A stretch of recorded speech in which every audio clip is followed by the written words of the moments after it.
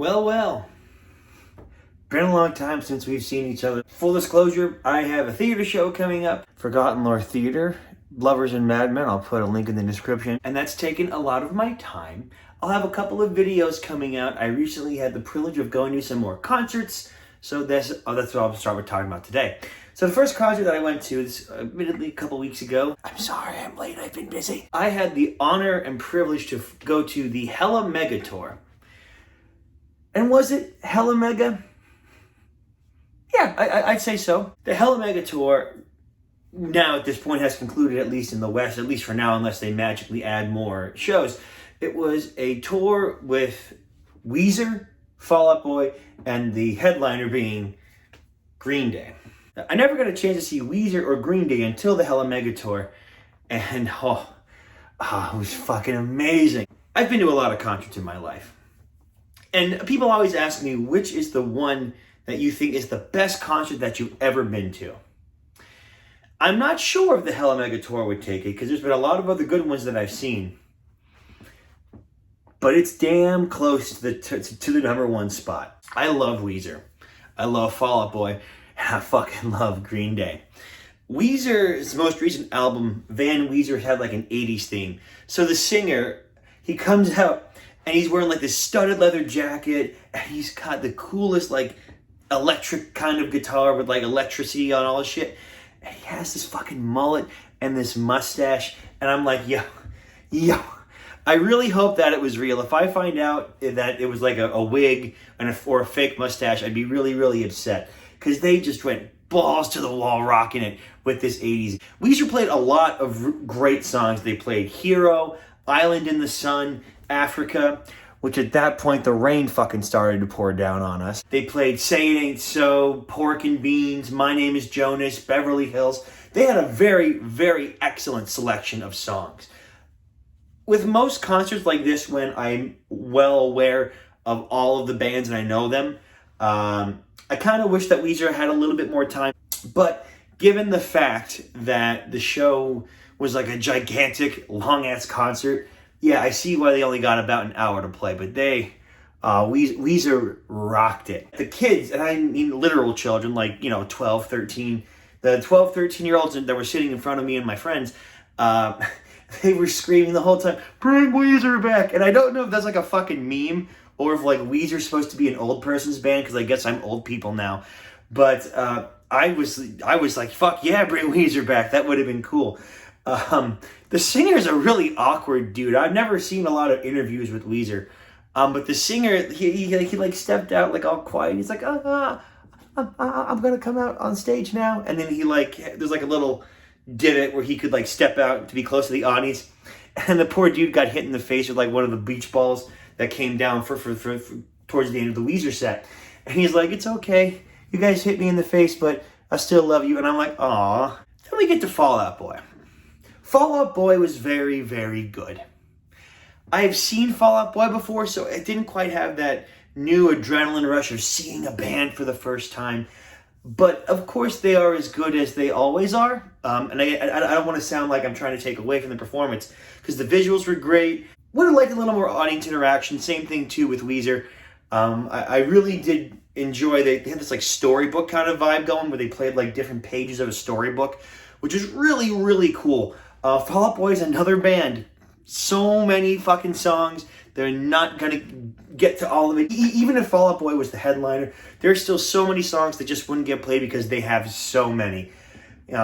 Save Rock and Roll, The Phoenix, Thanks for the Memories, Sugar We're Going Down.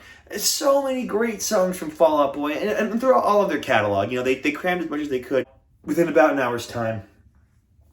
And there's so many songs in the Fall Out Boy catalog. They tried to cram in so much in about an hour's time, which I get. Not the easiest thing in the world to do. But again, fantastic. Great. I don't know if they were quite as good as Weezer. And then, holy fucking shit. Green Day. Fucking Green Day. When I was a kid in the 90s, yes, I know, 90s kids, shut the fuck up. Green Day was one of the first bands that I ever listened to, believe it or not. My first album that I owned was Dookie. Yeah, how about that shit, right? Fucking wild.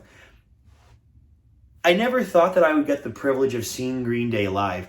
Years ago, when they started coming back with the Revolution Radio Tour, it was a bunch of like small tours, like small venues. And I tried to go with my friends, and all my friends got fucking tickets except me. And I was so fucking sad because I had been waiting. I never thought Green Day would tour again because they hadn't released anything that was great in a while. And I'm just like, Green Day fucking killed it. Holy shit. Billy Joe Armstrong is one of the most entertaining people to fucking watch. It's all in his face, right?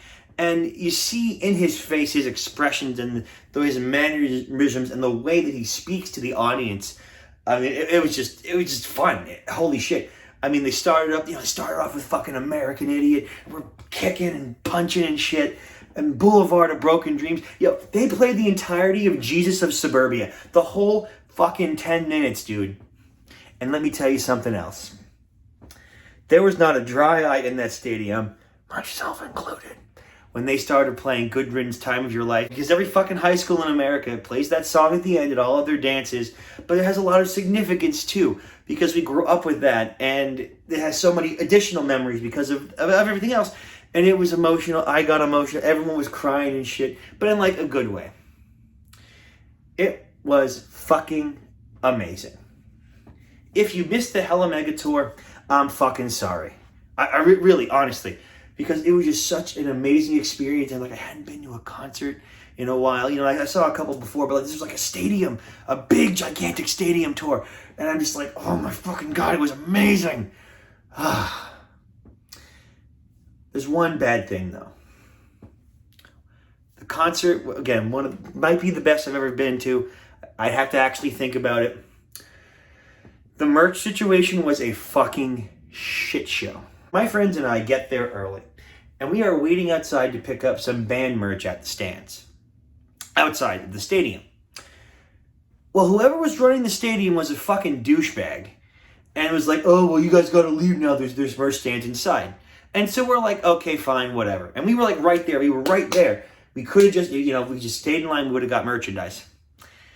The line, I shit you not, 2 hours to wait. 2 hours. So, to get a fucking shirt for this goddamn show, you basically have to sacrifice like 1.5 of one of the bands that you're seeing, or, you go when Green Day's on, but why the fuck would you want to do that? You paid so much money for these goddamn tickets, it doesn't fucking make sense to wait in a line for 2 hours for a fucking t-shirt. But people did it. And this is by no means the fans' fault. I don't blame anyone who wanted a t-shirt. I didn't get one at the show. I don't blame anyone for that. I blame the venue, and I also blame I blame the bands to a certain extent. But I will say the biggest culprit of this would be Green Day themselves, because they didn't have any of their fucking band merch that's exclusively available at this concert available to buy online. Weezer did and Fall Out Boy did. In fact, I kind of cheating because I didn't get a shirt at the concert itself, but I got this bitchin' shirt for Weezer with the Hella Mega Tour. Got it online. I'm not sure how many are left. And then I also picked up this one for Green Day. Now, it's true that this is available online and it was being sold at the stand, but it doesn't have like, Hella Mega Tour or the Concert Days or anything, which are shirts that I really like to get. The worker was a douchebag, and the wait just wasn't worth it to get this merchandise. Another thing too is that in the venue there were only like 4 stands. There's like 2 at the bottom. There's only like 4 stands or something like that in the whole stadium. There's like 2 at the bottom, 1 on the side, and like 1 out front. In the set between Fall Out Boy and Green Day, I was able to get in line, which looked like it was moving. I stood there for 20 minutes and it did not move a single inch. They were incredibly understaffed. They were not ready for the load of people that were coming. And it wasn't just where I was in Philadelphia. This is all over the Hella Mega Tour. So if by some chance anyone out there sees this, put your fucking band merch online so people will give you more fucking money. Despite the merch situation, the concert was fucking amazing. It hits this spot right in my cold, dead, red grenade heart here.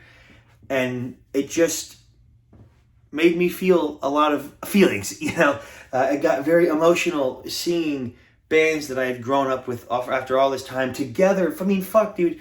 Weezer, Green Day, and Fall Out Boy touring together. What the fuck? That's amazing. Holy shit. One of, if not the best concert I've ever been to in my life. I'm happy that I stayed with my friends to enjoy the music and not wait 2 hours for a shirt. I'm happy that I had the opportunity to go.